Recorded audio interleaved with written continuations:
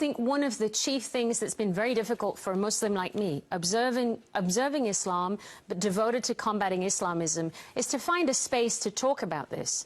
And that's hindered by people not understanding the language and a previous president or a president about to leave the White House not encouraging that conversation. That empowers only those who would masquerade as Muslims, only those who support a radical ideology that is not a religion, but is a political totalitarianism. And I've always felt like for those moderate Muslims or others who mainstream, you would want that distinction, because otherwise you have this sort of, you have a joining of the two that you wouldn't want. I mean, how do you draw that distinction even more powerfully? So that's a great point, Pete, exactly. And that's where Muslims like me can come and help this new administration in making that distinction.